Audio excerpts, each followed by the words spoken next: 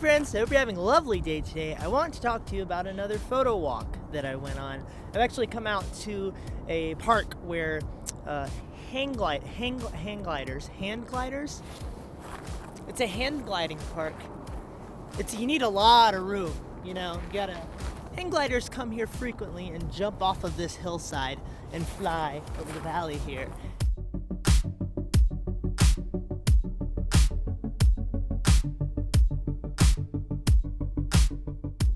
Fun fact, that enormous brown spot on the mountain right there is actually a mine, and inside is one of the biggest holes in the world. Ah yes, the Great Salt Lake. Wait, no, maybe not. I think it's that way.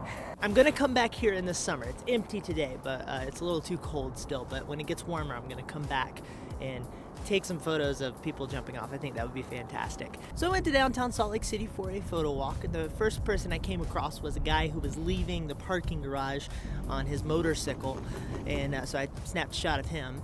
Then I walked around for a little bit and ran into a girl who I found quite interesting. Walked up to her, asked if I could take her photo.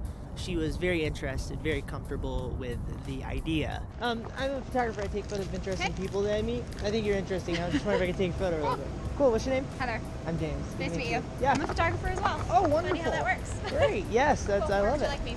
Let's see here. Every now and then you run into people who seem to read your mind and know exactly what you want. She was very natural. I love that vibe, that symbiosis. I hovered around her a little bit, captured some photos, and got one or two that I'm happy with.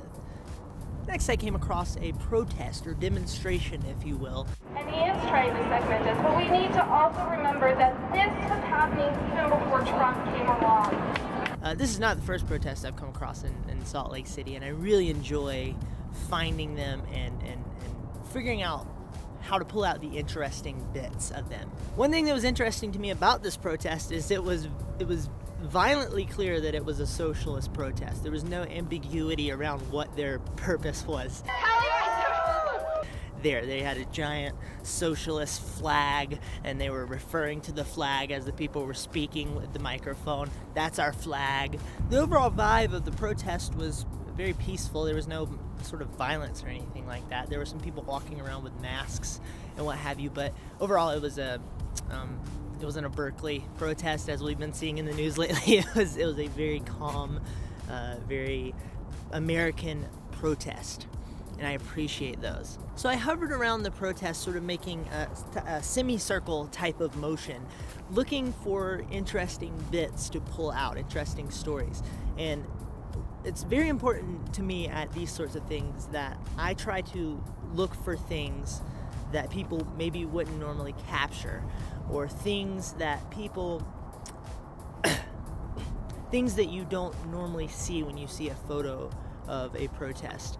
I try to come at this in a very as much of a unique way as possible. One way this manifested itself is I actually decided to turn the camera around on the onlookers, the people who are watching, and capture their facial expressions.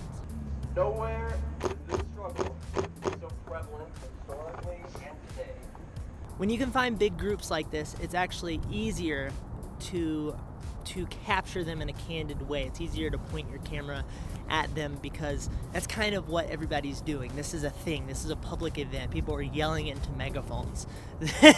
so a guy with a camera is commonplace. That's it. That's a really easy way to get into taking photos of things that might scare you. At one point, a guy appeared with the V for Vendetta sort of anonymous mask, and I was intrigued by him, and I wanted to take his photo. So I asked him if I could take his photo. Can I take your photo, man?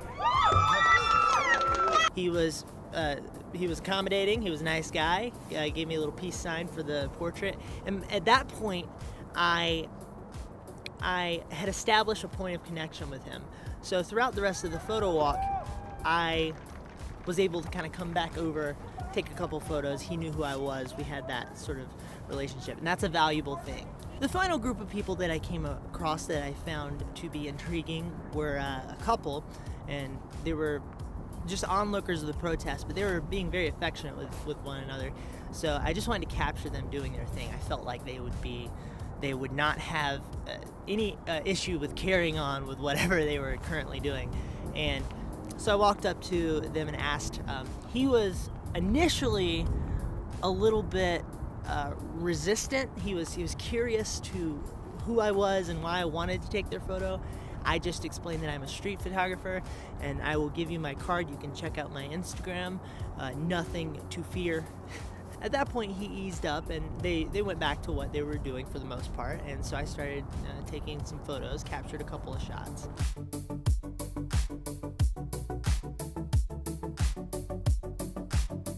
I think the important thing, if you come across protests or any group gathering, is to stay focused on the story you're trying to tell. It's very easy to kind of let your brain get sort of over encumbered with everything that's going on.